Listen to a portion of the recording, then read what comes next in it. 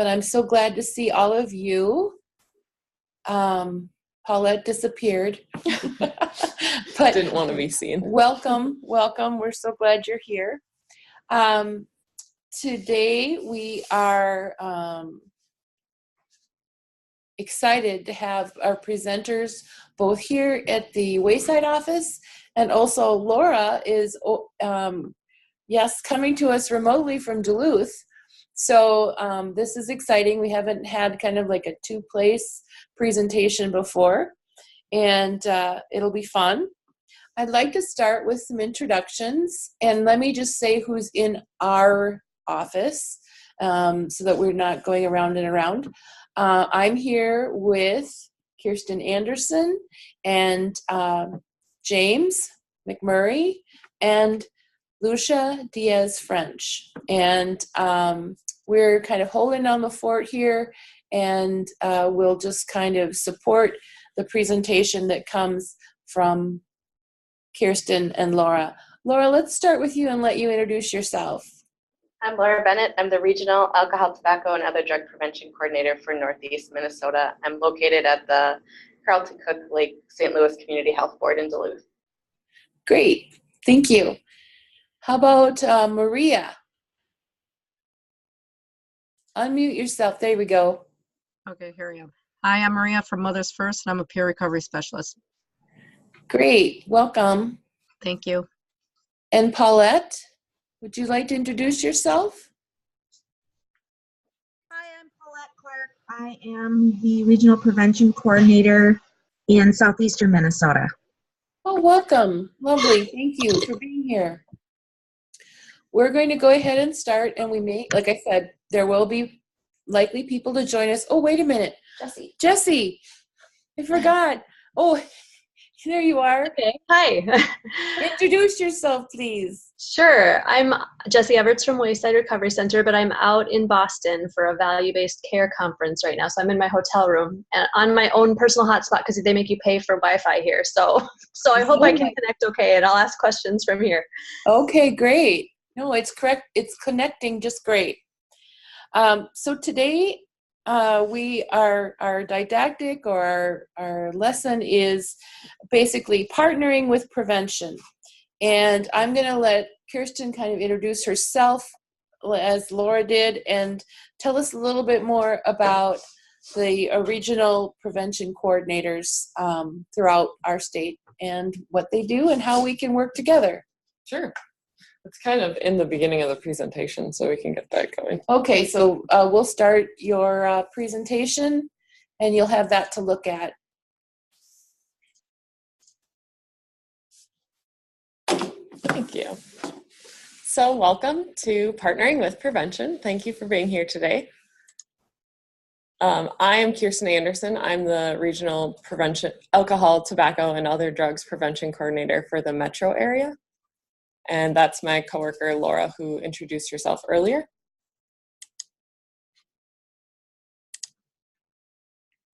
And regional prevention coordinators help you address the root causes of substance abuse in your community through personalized consultation. So there are 7 of us throughout the state, and we are grants funded through the Department of Human Services, the Behavioral Health Division. Communities across Minnesota have concern about youth using alcohol, tobacco, and other drugs. Our role is to help support individuals and communities working to prevent this.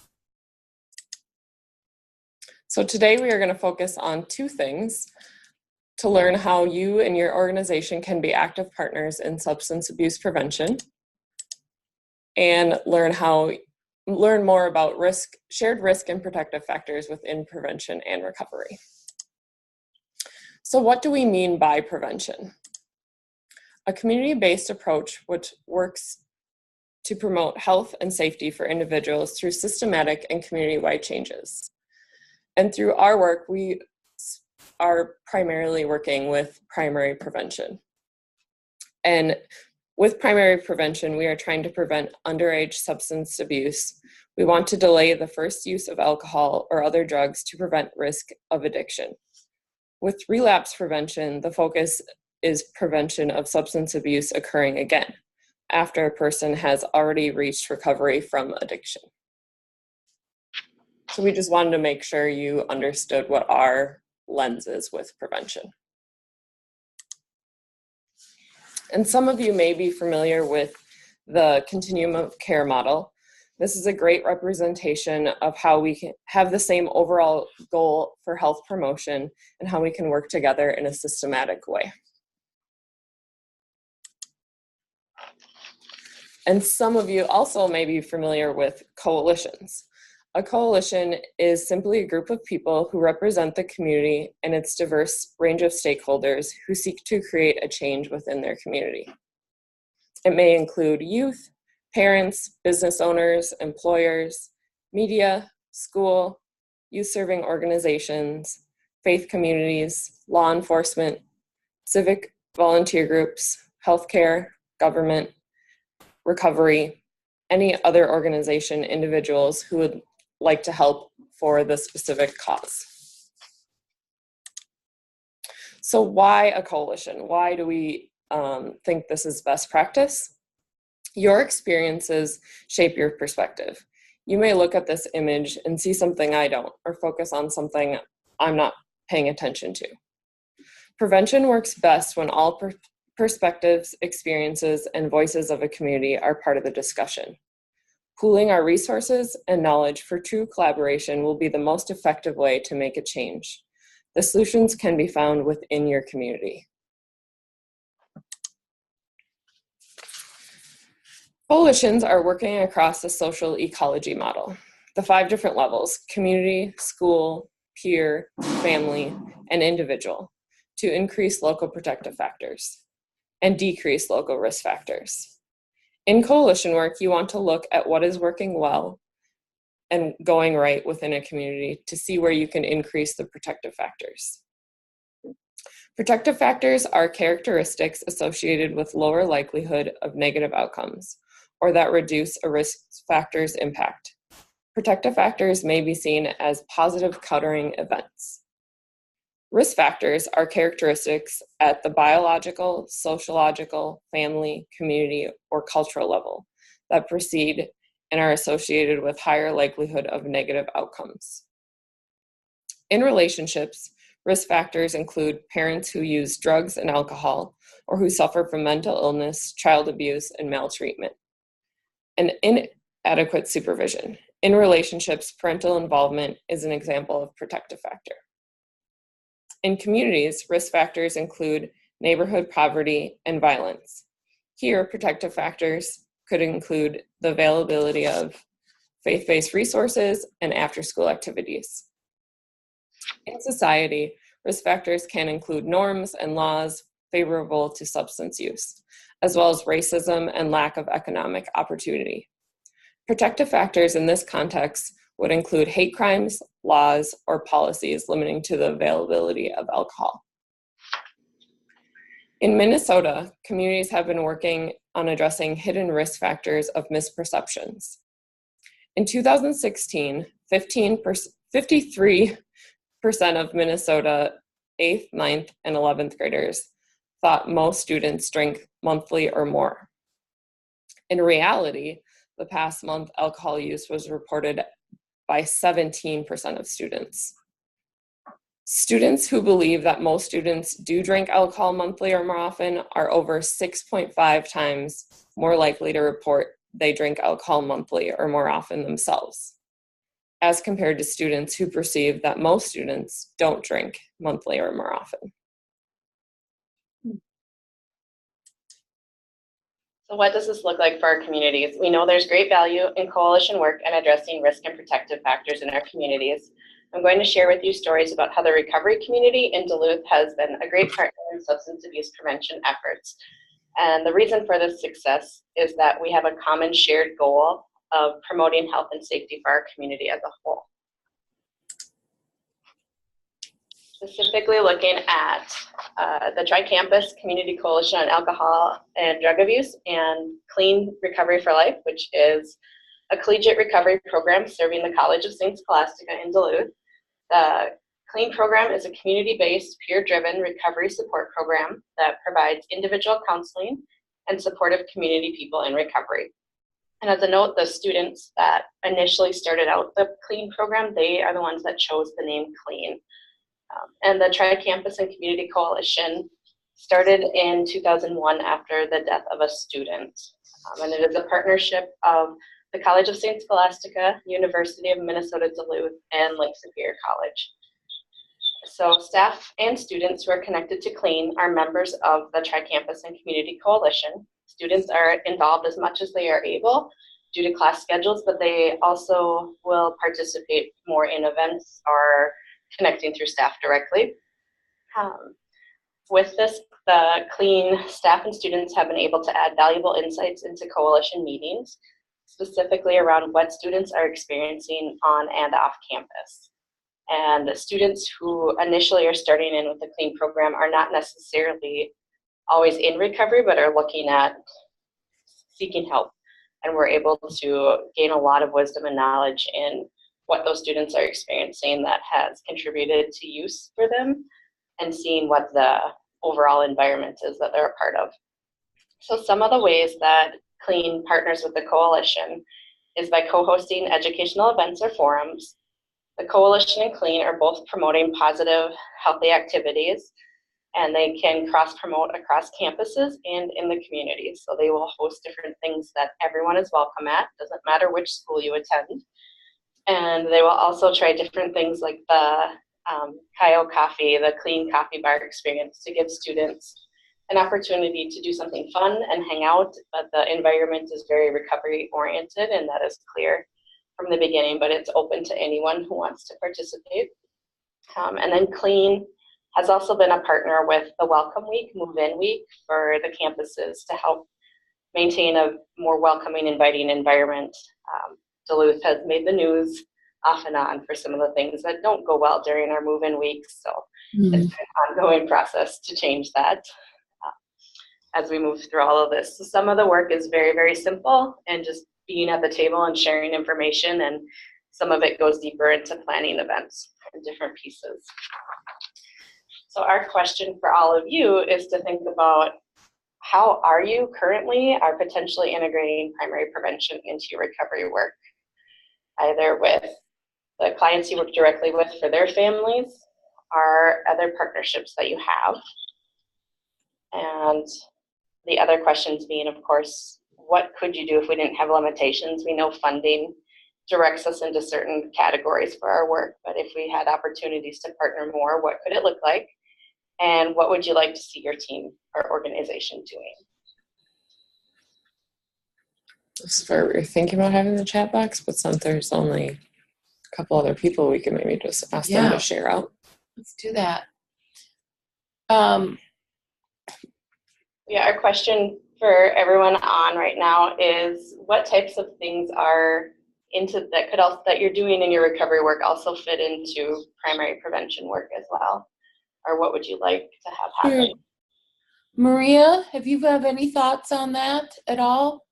What Mothers First is doing and how it might relate to primary prevention, or if it doesn't, what other things in prevention might be a good fit?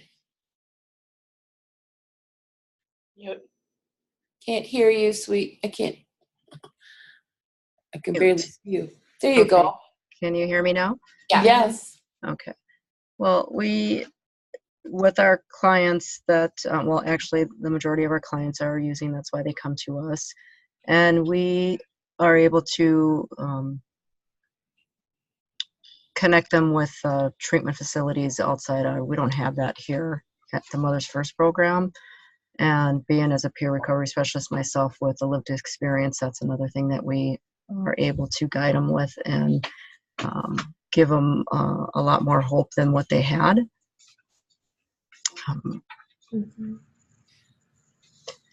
Does Mothers First do any outreach in promoting its services, possibly to, I don't know, how do you promote your services other than just, how do you promote your services, I guess, is the best way? Well, we are able to connect with a lot of treatment facilities that and give them resources let them know what Mothers First offers, and if they have, it doesn't even matter if it could be hospitals, clinics, probation. We get a lot of referrals from probation and so on and so on. And some really don't know exactly what Mothers First. So if we don't send out the information, our supervisor will connect with people in the community in the addiction or mental health or both.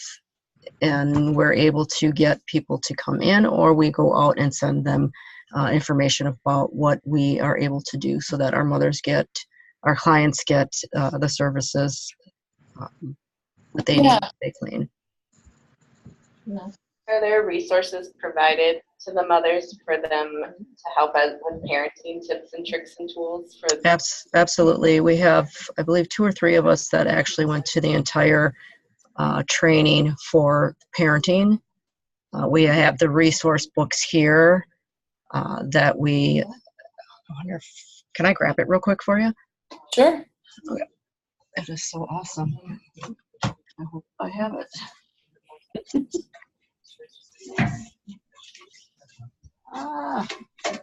Where's my book?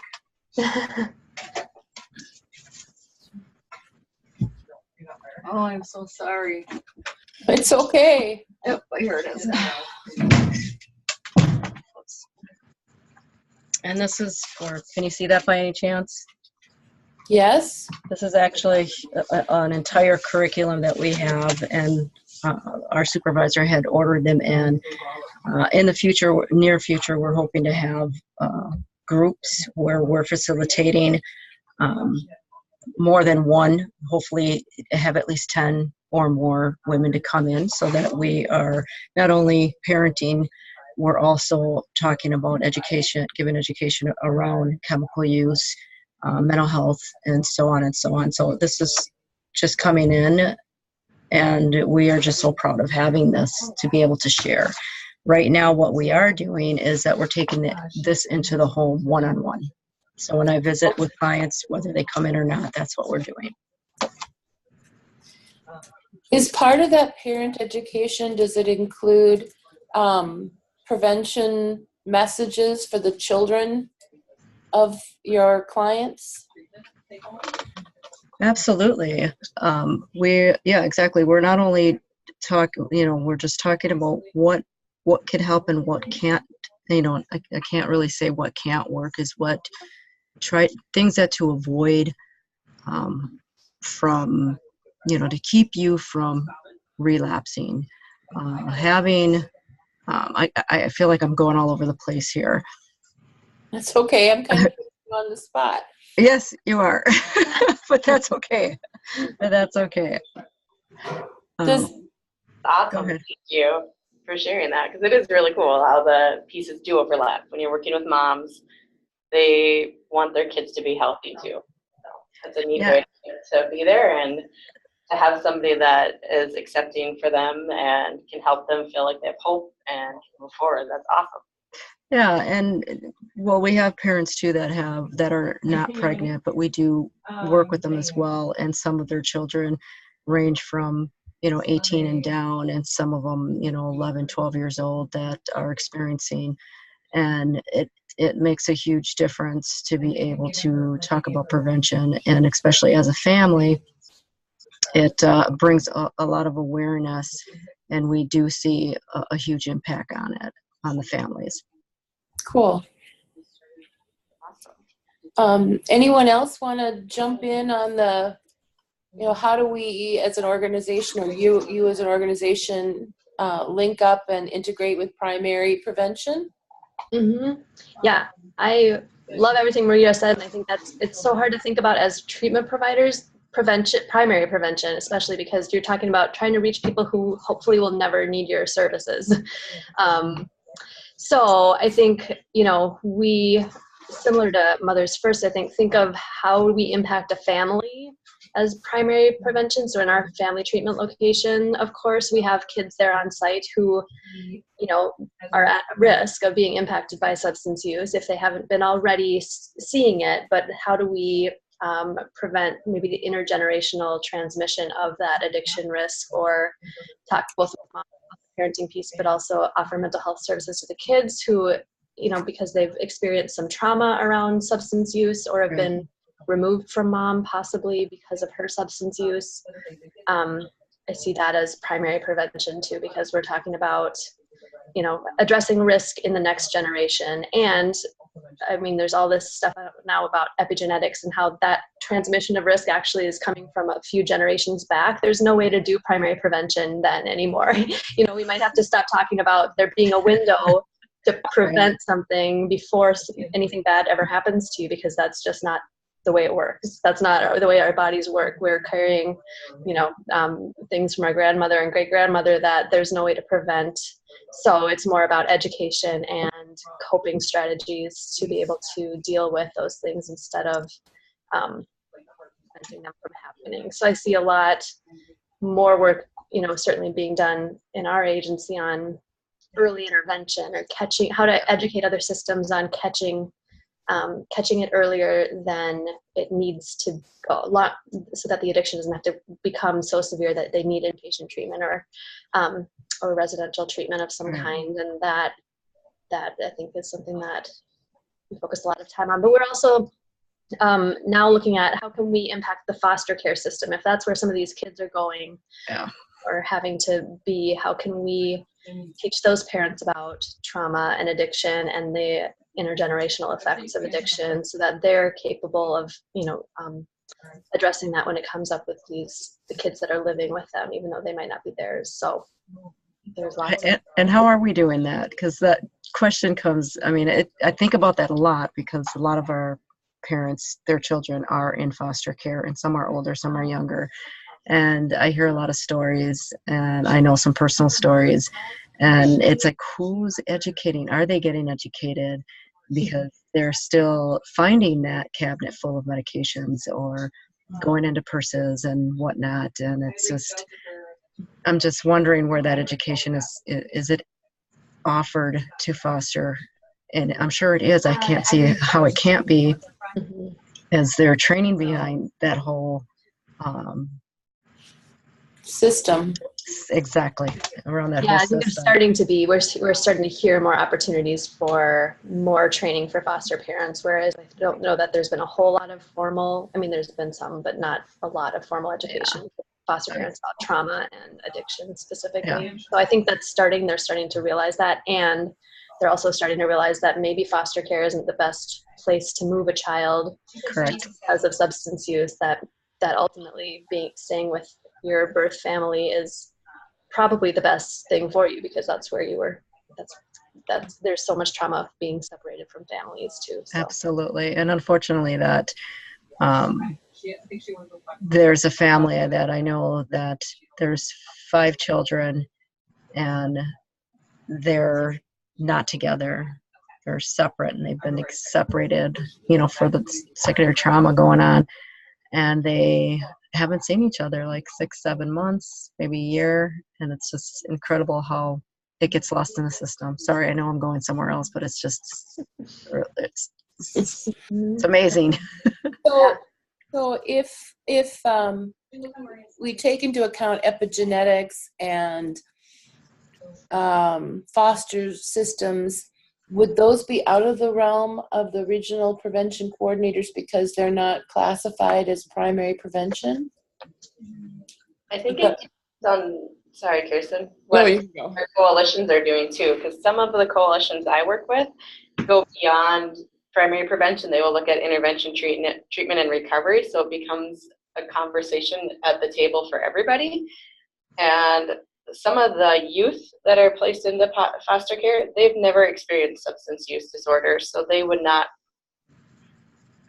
they would fit the description of needing primary prevention, if that makes sense. Like, the kids still fall under primary prevention. It gets tricky. Okay.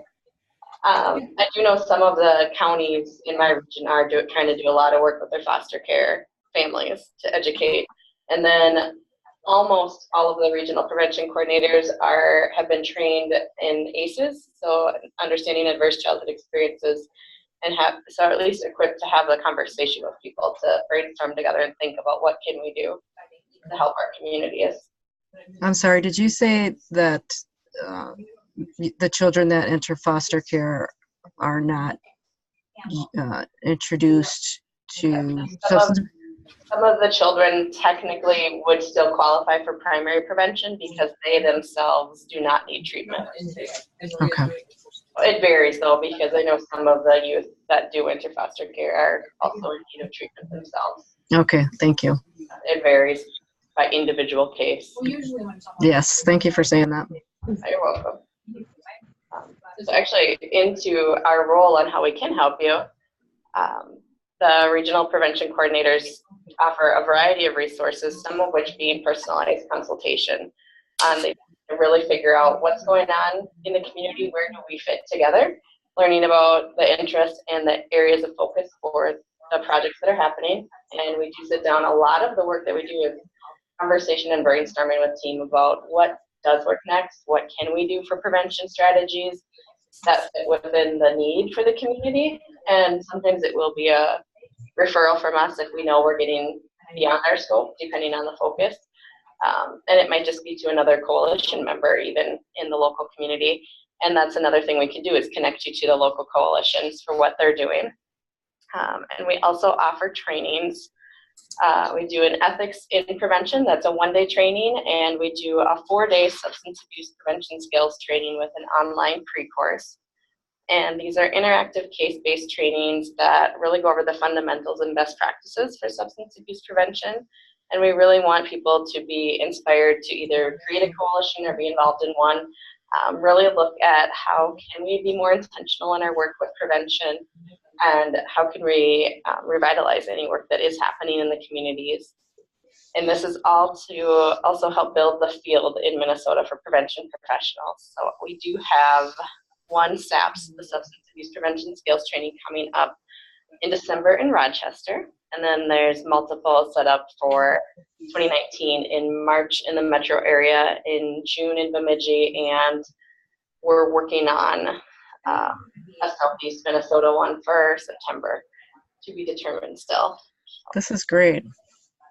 Yeah, I can highly recommend. I've done all those trainings and have become certified prevention professional, and I find that just the knowledge that I got from being in the room and meeting people who are doing local coalitions has been really helpful in how I think about prevention in our organization at Wayside and what we might do next, and how our experience with treatment can inform prevention. And also makes me, I working with Kirsten, we have this kind of interesting conversations where we get excited about a project. Right now I'm looking at working with, is it MRC? No, MPRC. I get my acronyms mixed up. They're looking at data about how, what we know about prevention, and specifically girls and young women, because that's the focus of Wayside. And if there's data that goes along with it that we can inform with experience, Right. That may be something that we can bring to coalitions around the state, so that there may be something different about how we address prevention with females versus males. And so we're just at the very beginning of looking at that. But I think if we find something, it's because of this relationship that it even came into my mind and is now being worked on. That's great. One of the really cool things that happen with the coalitions too, with having treatment and recovery partners at the table, is that we do hear, like, okay, what are the drugs of first use that people are talking about? Where did they start? When did they start? How old were they? And what things do they wish they would have been told? It's been incredibly impactful for the prevention community to hear that and to share different things. And then we're all sharing with each other, what are the latest trends? What are we seeing and hearing? Just to try to stay on top of it as much as we can. Mm-hmm. So in a review of the things that we've shared, our coalitions or different partnerships are working at a community-based approach, wanting to promote health and safety for individuals through systematic community-wide changes. We're working across the social ecology to increase local protective factors and decrease the risk factors.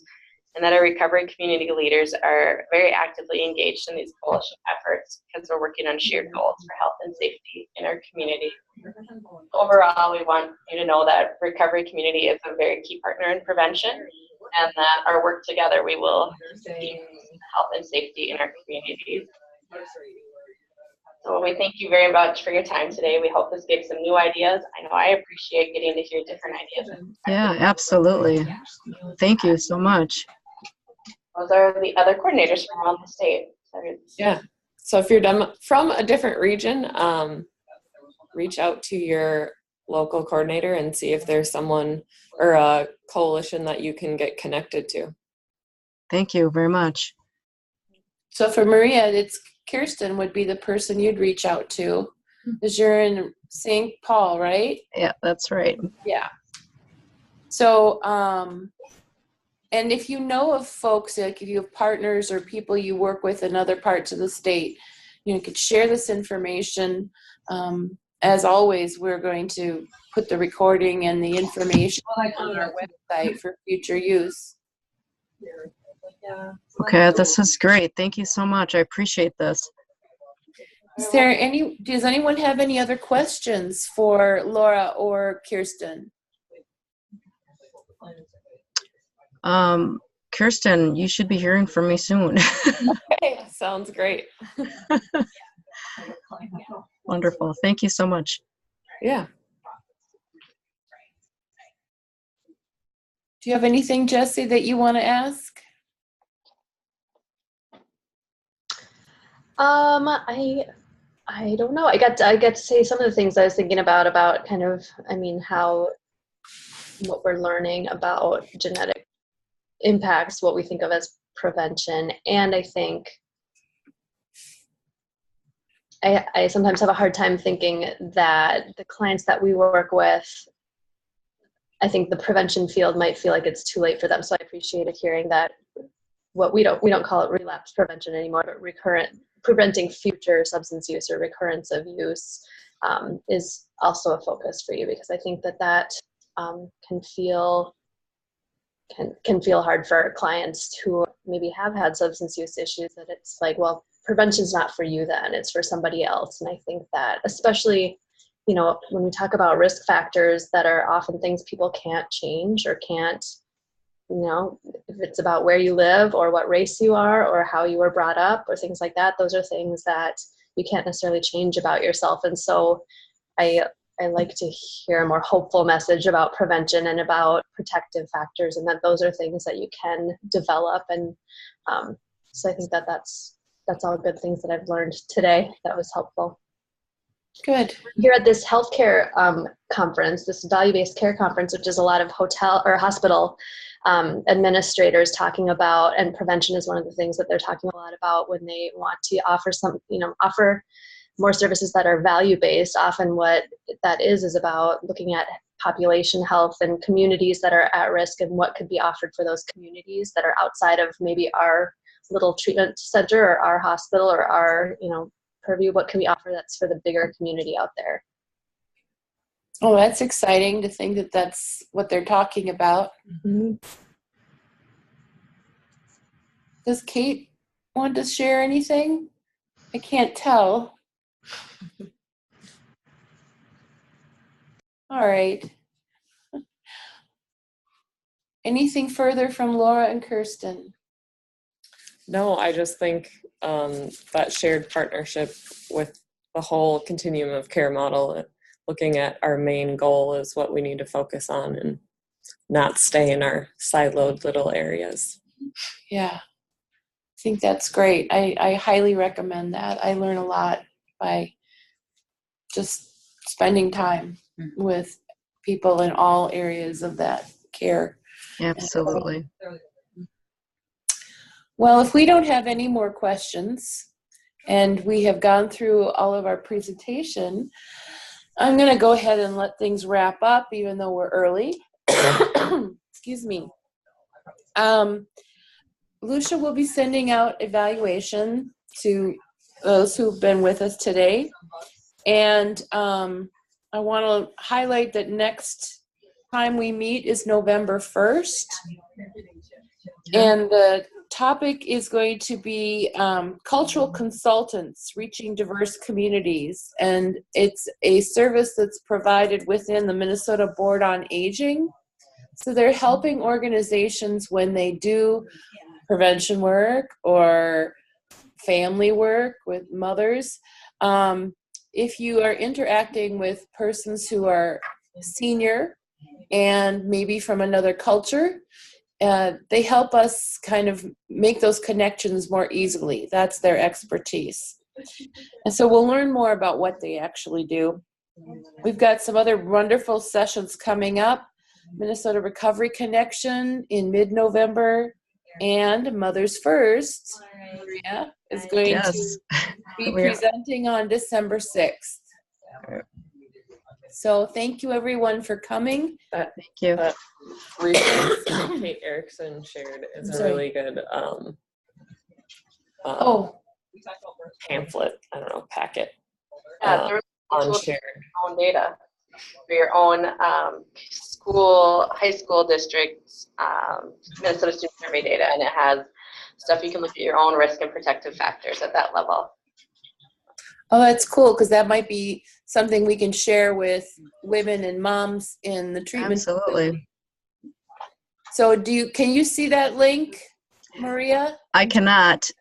I just The chat box is where I saw it. Like, look at your chat. Oh, if you there can. we go. And that website in general is a really good resource if you want to find local data down to your school or your county. It's really Yeah, that student survey, yeah. I'm going to snap it in case it doesn't work for me. Okay. Thank you so much for this. You're welcome. Oh, what happened? Maria, I'll make sure you get it. Thank you. I'll send it to you, Maria. It went up to somebody else chatting. Thank you. Right. Anything else Thank you you. could address in that? They're just talking about presenting at Program Sharing Conference, which is next week. Okay. Never mind. All right. Well, guys, I'm going to let you all go and enjoy your day. Thank you for coming, and hope to see you in a couple weeks. Thank you. thank you. Bye-bye. Bye.